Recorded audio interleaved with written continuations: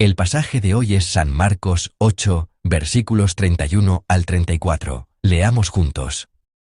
Y comenzó a enseñarles que le era necesario al Hijo del Hombre padecer mucho, y ser desechado por los ancianos, por los principales sacerdotes, y por los escribas, y ser muerto, y resucitar después de 3 días. Esto les decía claramente. Entonces, Pedro le tomó aparte, y comenzó a reconvenirle.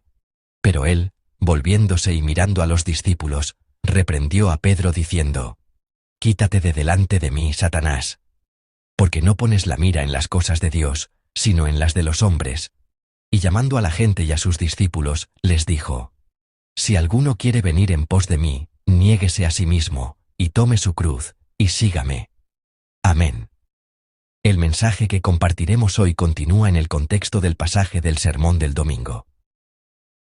En la época de Jesús, muchas personas lo veían como uno de los profetas, uno con habilidades extraordinarias.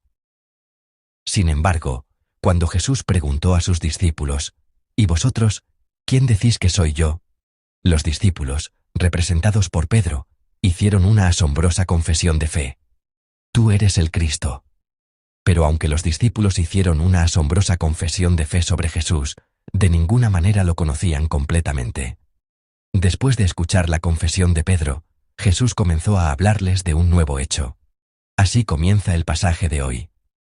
Jesús habla de lo que sucederá cuando suba a Jerusalén y de la manera en que Dios cumplirá su voluntad y su plan a través de él.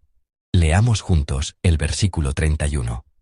Y comenzó a enseñarles que le era necesario al Hijo del Hombre padecer mucho y ser desechado por los ancianos, por los principales sacerdotes y por los escribas, y ser muerto y resucitar después de 3 días. Amén. Aquí, el Hijo del Hombre es una expresión que Jesús usaba a menudo para referirse a sí mismo.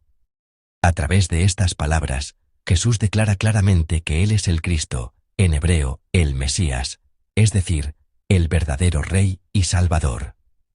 Sin embargo, Jesús está diciendo que no es simplemente el Mesías, sino que cumplirá la misión de Mesías, la misión de Salvador que Dios le ha dado, al padecer mucho, ser muerto y resucitar después de 3 días. Estas palabras de Jesús fueron un gran shock para los discípulos. Esto se debe a que, en la época de Jesús, los judíos, incluidos los discípulos, esperaban ansiosamente al Mesías, que los salvaría de la opresión romana, el verdadero Salvador que Dios había prometido y profetizado a través de los profetas del Antiguo Testamento. Sin embargo, entre los judíos de esa época, nadie había pensado que el Mesías que vendría como Salvador tendría que sufrir y morir. Ningún judío pensaba así. Esperaban un Mesías que, con un poder asombroso y una gran fuerza, derrotaría a Roma y establecería el reino de Dios en esta tierra. Nadie esperaba un Mesías sufriente que muriera miserablemente después de padecer. Por eso, estas palabras de Jesús, de que sufriría mucho a manos de los escribas y sacerdotes, y que sería crucificado, se convirtieron en un obstáculo para los discípulos. Podían creer que Jesús era el Mesías, pero no podían aceptar un Mesías que sufriera. Así, con las primeras palabras de Jesús, los discípulos ya habían tropezado y caído. Por eso, tampoco pudieron entender en absoluto las palabras que Jesús dijo después: «Resucitaré después de 3 días». ¿Cómo reaccionaron los discípulos a estas palabras de Jesús sobre su muerte y resurrección? Leamos juntos el versículo 32. Esto les decía claramente. Entonces Pedro le tomó aparte y comenzó a reconvenirle. Amén. Pedro, impactado por las palabras de Jesús, lo toma aparte y comienza a reconvenirle. Aquí, la palabra reconvenirle es una traducción muy suave. La palabra griega utilizada aquí, epitimao, significa en su origen reprender o regañar. En otras palabras, Pedro está tomando a Jesús y reprendiéndolo, diciendo: «Jesús, no debe ser así, eso no debe suceder». Un discípulo es alguien que vive en obediencia total al corazón y la voluntad de Jesús. Ser discípulo significa seguir el camino de Jesús en completa sumisión a su corazón y voluntad. Sin embargo, este discípulo, simplemente porque es diferente de sus propios pensamientos y planes, está tomando a Jesús y reprendiéndolo, diciendo: Eso no está bien. Esta imagen de Pedro es impactante porque, en realidad, nosotros también tenemos aspectos similares. Un discípulo de Jesús es alguien cuya voluntad y pensamientos deben estar absolutamente subordinados a la voluntad y los pensamientos de Jesús.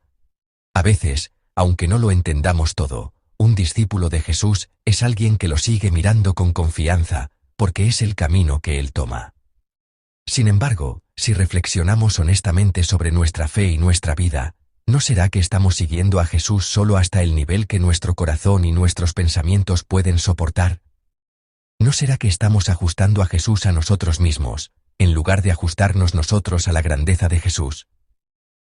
En lugar de seguir al Señor en una aventura de fe sin entenderlo todo, debemos reflexionar si no estamos siguiendo a Jesús en nuestra vida, solo hasta el nivel de nuestros estrechos pensamientos y corazón. Cuando se sobrepasan mi corazón y mis emociones, mis estándares y mis pensamientos, no nos detenemos como Pedro y reprendemos a Jesús diciendo: Jesús, esto no está bien. ¿Todos los seres humanos viven así? Debemos reflexionar si no tenemos la debilidad de perder nuestra identidad de discípulos en los momentos cruciales e importantes. ¿Cómo reaccionó Jesús a esta actitud de Pedro? Leamos juntos el versículo 33. Pero él, volviéndose y mirando a los discípulos, reprendió a Pedro diciendo: Quítate de delante de mí, Satanás, porque no pones la mira en las cosas de Dios, sino en las de los hombres. Amén. Jesús se vuelve y reprende a Pedro mientras mira a los discípulos. La razón es que no solo Pedro, sino también los otros discípulos, pensaban lo mismo. Por eso Jesús dice: Quítate de delante de mí, Satanás. Satanás es el ser que intenta obstaculizar y destruir la voluntad y el plan de Dios. Pedro, al interponerse en el camino de Jesús, en la obra de salvación de Dios, está desempeñando el papel de Satanás. Cuando Jesús le dice a Pedro: Quítate de delante de mí, le está diciendo que vuelva a su lugar de discípulo, a la postura propia de un discípulo, y luego dice: Porque no pones la mira en las cosas de Dios, sino en las de los hombres. En realidad, Pedro no hizo esto con malas intenciones. Pedro se interpuso en el camino de Jesús no por una intención maliciosa, sino por su pensamiento y juicio humanos. Sin embargo, un discípulo de Jesús no es alguien que camina por el sendero de la fe basándose en su propio juicio humano y sentido común. Es alguien que sigue, por encima de todo, el pensamiento de Jesús, el corazón de Jesús, el juicio de Jesús, preguntándose: ¿qué habría hecho Jesús?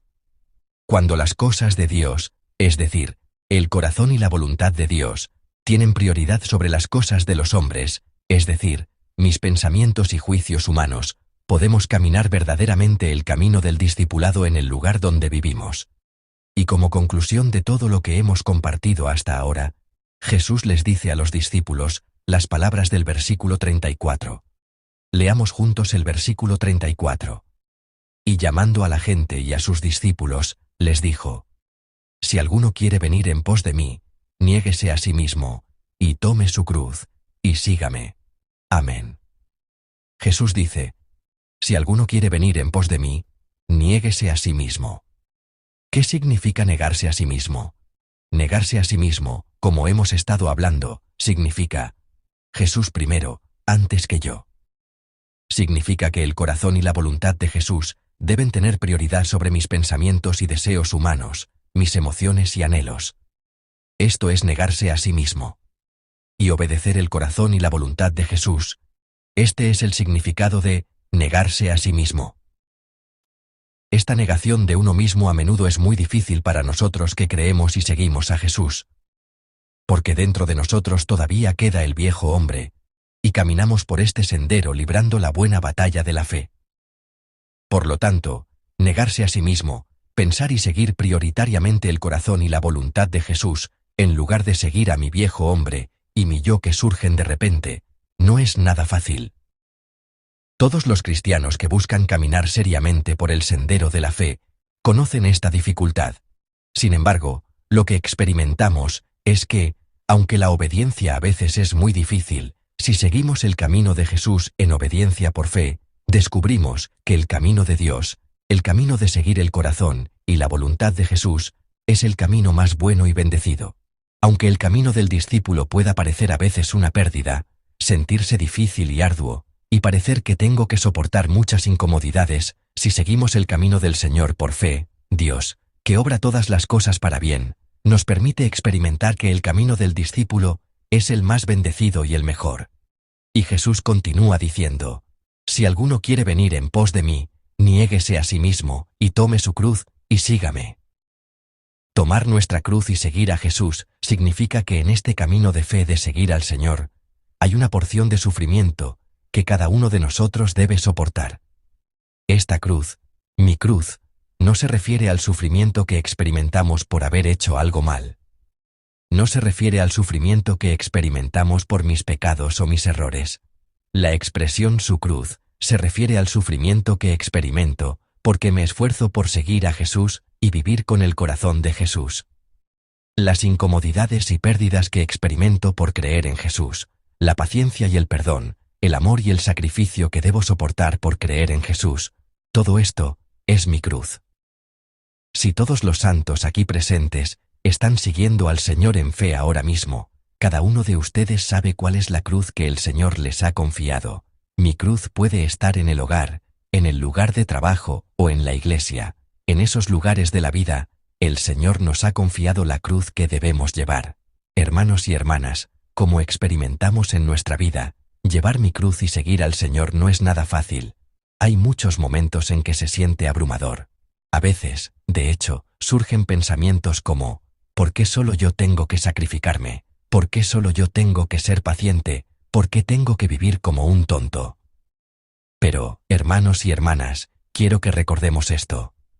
Si soy consciente de mi cruz, y la estoy llevando en fe mientras sigo al Señor, entonces estoy caminando por el camino angosto, el camino de la vida, de la manera más firme y clara. Y, hermanos y hermanas, cuando la cruz que llevo se sienta pesada, espero que recuerden esto, que el camino de la cruz que estamos recorriendo con el Señor es, en última instancia, el camino de la victoria sobre el pecado y la muerte. Por favor, recuerden que el camino de la cruz que estoy llevando ahora es, en última instancia, el camino de la victoria sobre el pecado y la muerte. En el viaje de recorrer este camino de la cruz, Dios nos irá moldeando cada vez más a la imagen del Señor. Así que, hermanos y hermanas, la cruz que se nos ha confiado hoy, no tenemos cada uno la nuestra. Que todos nosotros, ustedes y yo, llevemos con alegría la cruz que se nos ha confiado hoy junto con el Señor, y que vivamos cada momento siguiendo el corazón y la voluntad del Señor, como verdaderos discípulos de Jesucristo que se niegan a sí mismos. Los bendigo en el nombre de Jesucristo.